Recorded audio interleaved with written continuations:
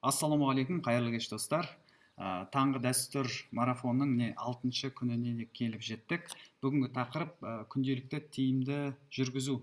Күнделікті қалай тиімді жүргіземіз? Достар, бізде 7 күннің ішінде 6 күні құрал беріледі. 7-ші күні ол стратегия дедік те. Соңғы құрал қорытындылап кетейік. Бірінші күні біз не өттік? Бірінші күні бізде тыныштық, медитацияның түрлерін өттік. Екінші күнінде біз санаға сенім сөздер, аффирмация, аформация деген тақырыпта өттік. Үшінші күнінде арманға саяхат, елестету, визуализация деген тақырыпта өттік. Төртінші күнінде жаттығудың түрлерін өттік. Ұмытып қалмаған болсаңыз, жаттығудың 3 түрі бар дедік. Дене қыздырғаннан кейін бізде икемділік, күш жаттығу және төзімділік жаттығу дедік. Бесінші күні біз кеше кітапты көрдік. Кітапты қалай дұрыс оқу керек, 4P деген тәсілмен көрдік. Соны таныстырдым.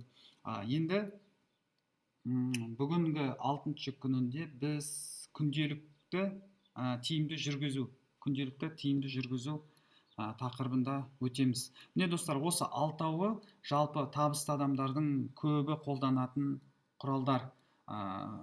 Ол міндетті түрде бір күнде бәрін қолдану шарт емес. Өзіңіздің таңдауыңызға, өзіңіздің қолыңыздың бостығына, өзіңіздің қалауыңыз бойынша соның ішінде бір күні 3-4-еуін қолдансаңыз болады, екінші күні бәрін қолдансаңыз болады. Кейде бір асығыстығы шаруа болғанда жоқ дегенде ішінде бір тәсілін қолдансаңыз болады. Жалпы минимум 100%, максимум деп сізге айттым ғой. Соның ішінде өзіңізге осы 6 құралдан минимум шығарып, және де 100%-дан максимумнан осының бәрін реттеп өзіңізге жазып алсаңыз жақсы. Бұйырса ол тақырыпты ертең өтеміз. Стратегия қалай осы 6 құралда тиімді қолдануға болады, тастап кетпей жүйелі түрде. Онда бүгінгі тақырыпқа көшейік. Бүгін көп уақыт алмаймын. Шамам келгенше тездетіп жүргізуге тырысамын. Так, ары қарай кеттік. Күнделік қалай тиімді жүргізуге болады? Достар, бірінші сізге сұрақ қойын. Күнделікті сіз жүргізіп жүрсіңіз бе өзіңіз? Қандай тәсілдерді қолданасыз? Мен білем, араңызда көбіңіз қолданып жүрген боларсыз. Қолдансаңыз, бұл сізге қосымша үлкен пайда береді деп ойлаймын, бұл жердегі техникалар. Так, ары қарай кеттік. Күнделіктің пайдаларын айтып кететін болсақ, бәріңіз де білетін боларсыздар. Бұл бірінші адамның есте сақтауы және байқаушы қабілетін жақсартады, дамытады. Себебі сіз деген күнде өміріңіздегі болып жатқан жағдайларды күнде жаза отырып, сезімді боласыңыз, сараптауға болады. Мысалы, кешегі жетістігіңізді сараптап өзіңіз мойындайтын болсаңыз, және де соны эмоциялық тұрғыда тағы бір айналдыратын болсаңыз, ол сізде жақсы сезім болады, және де сенімділігіңізді артады, мотивация болады. Себебі сіз жетістігіңізді Аллаға шүкір, міне мен мынаны жетіп жатырмын, мен осылай жасап жатырмын деп күнде жазатын болсаңыз, ол сіздің сенімділігіңізді арттырады. Және де байқаушы деген не? Мысалы, сіз өткен күнді қорытындылауда жазып жатырып, сізде бір жақсы идея, ойлар келе бастайды. Сондықтан өте пайдалы. Екінші күніңізді сараптауға, өзіңізді түзеуге көмектеседі. Жаңа қателеріңіз бола ма, бір ұмытып кетіп жүрген нәрселеріңіз бола ма? Ол бірінші күн, екінші күн, үшінші күн ұмытып жүріп, сіз ойланасыз, неге мен осы ұмытып кете беремін? Осыда ұмытпайыншы, ұмытпау үшін не істеуім керек деп ой саласыңыз, және де соған жоспар жасасаңыз болады. Так, үшіншісінде өзіңізге сенімділігіңізді арттырады. Неге ол сіздің сенімділігіңізді арттырады? Мен 2003 жылы Киевке барғанымда, Украинаға, сол жерде Бодо Шефердің журнал «Успеха» деген үлкен күнделік сатып алдым. Ол енді өте қымбат, сырты кожаный, жасыл, әліге дейін үйде тұр менде. Соны мен тоқтамастан 9 ай қолдандым. 9 ай жазу барысында менің сенімділігім кәдімгідей артты. Бұл күнделіктің мақсаты, жетістік күнделігі деген, әр күнде бір өзіңнің кем дегенде 5 жетістігіңді жазу керексің. Бір 5 жетістігің. Мысалы, мен таңертең ерте тұрдым, супер, бірінші жетістік. Екінші, кітап оқыдым жарты сағат, ол жетістік. сосын тағы не бір өзіңнің бизнесің бойынша бірдеңені жасадым, көптен қалдырып жүрген ісімді жасадым, тағы жетістік. Отбасымды алаңға шығарып қыдырттым, да, ол да жетістік мысалы. Сонда жетістікті күнде жаза отырып, сен өзіңді не істейсің, өзіңді құштайсың, өзіңді мақтайсың, сөйтіп сенің өзіңе деген сенімділігің артады. Ал сенің табысың, сенің жетістігің, сенің бақытың тікелей сенің өзіңе деген бағаңа байланысты. Ал бағаны ешкім келіп басыңнан сипап көтермейді. Сондықтан өзіміз көтеруіміз керек. Ал бұны жазып отқан жаңа автор Бодо Шефер деген почти номер 1 десең де болады. Ең мықты танымал финансист Бодо Шефер, соның кітабында осындай жүйе берілген. Бұны тек Бодо Шефер емес, барлығы қолданады. Брайан Трейси болсын, тағы басқасы болсын. Түгіл біздің аталарымыз да, жаңағы атақты Абай атамыз, Шәкәрім, олардың өздерінің күнделігі болған. Бір шабыт келген кезде өлеңдерін жазып, адам есіңізде болар, адам ұмытшақ келеді.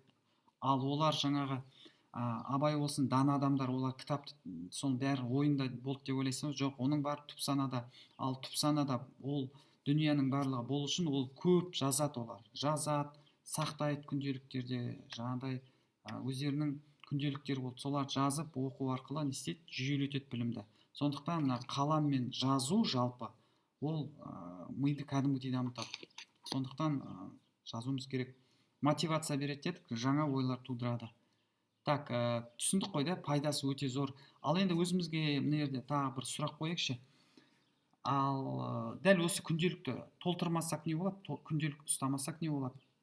Күнделік ұстамасақ дым болмайды, дәл осылай жүре бересіңіз. Бірақ ал енді жазып жүрсек не болады? Жазатын болсақ, оның плюсы көп, берер пайдасы көп.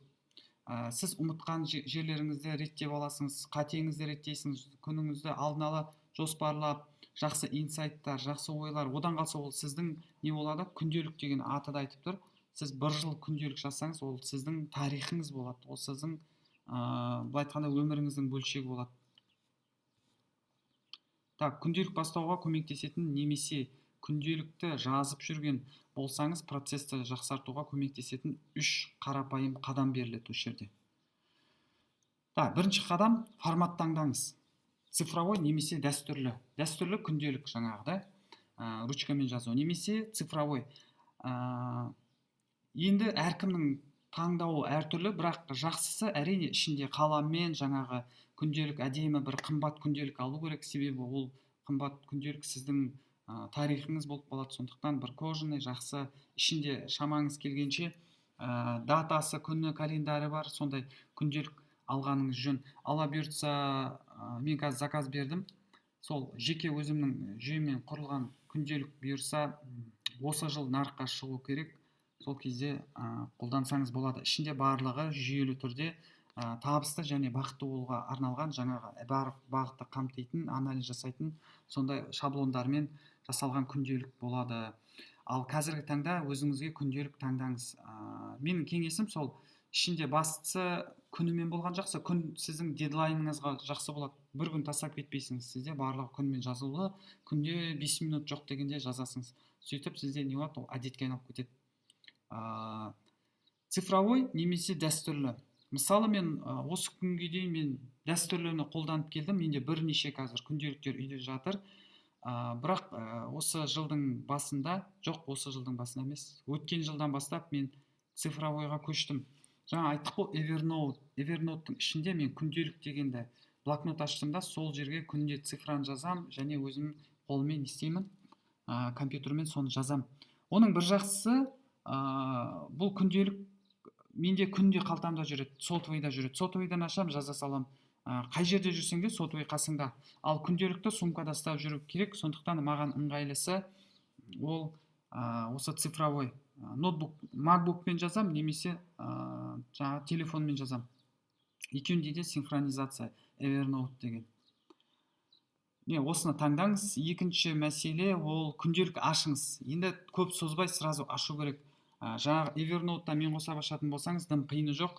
YouTube-тан сабағын қараңыз, немесе қарапайым қолдану арқылы үйреніңіз. Ішінде создать деген бар, создатьты басасыңыз, сол жерде бір бет болады, бетті жазасыңыз, сосын қандай блокнотқа жазасың, сөйтіп блокнот ашыңыз да соның ішіне салыңыз, болды, сізде күнде жаза бересіңіз.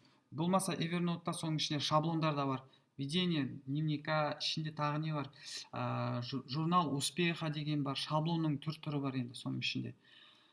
Егерде мен сияқты цифровойға жазатын болсаңыз, болмаса жаңағы күнделікті базардан қараңыз, базарда болу керек, жақсысын қарап таңдап, нағыз дым таппасаңыз, қарапайым осындай, мысалы менің рабочий күнделігім бар, не лучший деген, сондаймен бастасаңыз болады. Бұл жерде жаңағыдай календарь дым жоқ, қарапайым мынандай клетчатый болған жақсы, желательно кішілеу болған жақсы, клетчатый көп зат сияды бұл жерде. Өзіңіз бірақ даталарын жазып, сосын ары қарай толтырып кете бересіз. Так, бұл жер түсінікті ғой да. Күнделікті шамаңыз келгенше ертең уже ашыңыз, қағаз түрін жазатын болсаңыз, дүкеннен барып алыңыз, немесе базардан выбор көп, бұл жерде канцтовар дүкендерінде выбор көп болады. Сосын даже заказбен де алуға болады. Менде бір керек болса, бір телефондар бар, Қазақстанда заказбен шығартатын жерлер, сол жерден шығарсаңыз болады. Ол қателеспесем 2000 теңге. Сырты кожаный переплетмен жаңағыдай. Так, ары қарай. Үшінші қадам, соңғы қадам, ол не туралы жазатындығыңызды шешіңіз. Қарайтын болсақ, бұл жерге барлық зат жазуға болады. Өзіңіздің жаңа блогтарыңызды ашатын, өзіңіздің сенімділігіңізді арттыратын, күніңізді жоспарлайтын, қарапайым ойыңызды бөлісетін, түрлі не қалайсың соны жазсаңыз болады. Мен енді түрлі әртүрлі қылып жазамын. Менде жаңағыдай бір қалыптасып қалған бір дүние жоқ. Мысалы, мен айтып отырмын ғой, таңның адамымын да. Кейбіреулер бар жаңағы түнде шабыттанады. Олар сол кешке қарай күнін қорытындылап жазсаңыз болады. Осы күнде не өтті? Мысалы, не сезіндіңіз? Бұл жерде көбінде сезіміңізді де жазған жақсы. Біреуге бір болады енді, ашуланып қалсаңыз, сол ашуыңызды жазып, сол жерде бір ақылға келіп, іштен мен жаңағыдай не істейсіңіз? Мен оны кешірдім, себебі мен де ашуланып қалдым, ол да ашуланып қалды, мен оны кешірдім деп жазғанның өзінде сіздің бойыңыздағы не блок қалмайды, ашылып кетеді. Сондықтан мысалы кешіруге болады біреуді, немесе бұл жерде мысалы қандай жетістіктер болды, жетістіктеріңіз жазсаңыз болады. Мен Аллаға шүкірлік етемін. Мен мысалы бүгін таңнан бастап осын істедім, мынаны істедім, тағы аффирмация жазып жіберсеңіз болады. Мен мықтымын, мен жаңағыдай, менің өмірім күннен күнге барлық жағынан жақсы болып келеді деп жазсаңыз болады. Болмаса бұл жерге тағы нелер жазуға болады. Мысалы сезіміңізді жазсаңыз болады. Бүгін маған осындай ой келді, бүгін осындай түс көрдім деген секілді сондай нәрселерді жазсаңыз да болады. Жоспарыңыз жазсаңыз болады.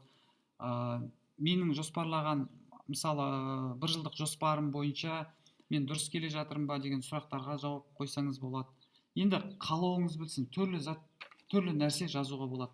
Жаңа мен айтқандай, мен көбінде жаңағыдай шүкірлік жазамын, мысалы, шүкірлік жаңағыдай Аллаға шүкірлік етемін, отбасымның амандығына, осындай сүйікті жұмысымның барына, менде қазір барлығы бар, Аллаға шүкір деп сондай шүкірліктерді де жазсаңыз болады. Мен сол шүкірлік жазам. Сосын өткен күнді қорытындылап, өзімнің жаңағыдай ойларымды, инсайттарымды жазам, алға қарай үмітімді жазам. Сондай нәрселер.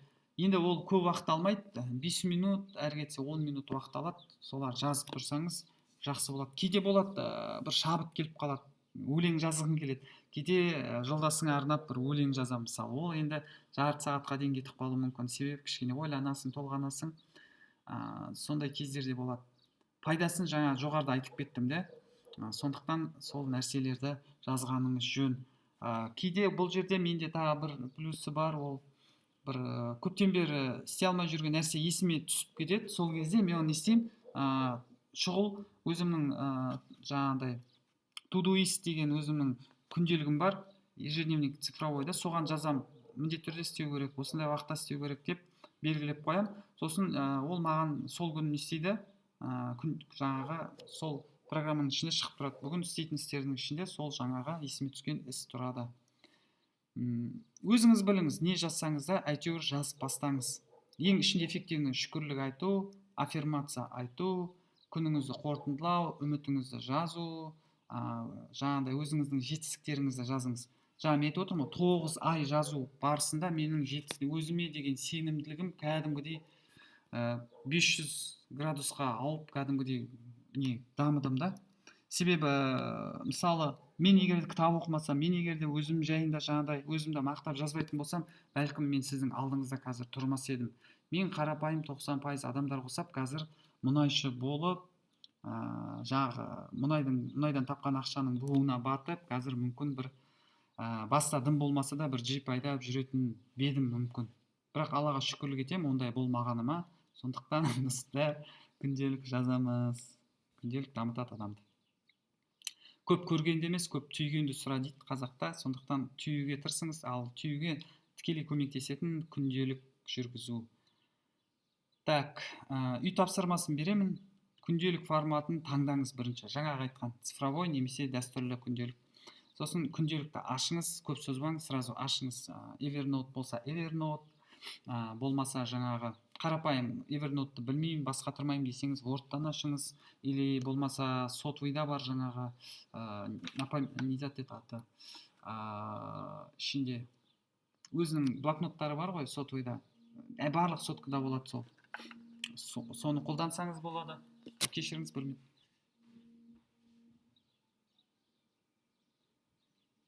Соны қолдансаңыз болады.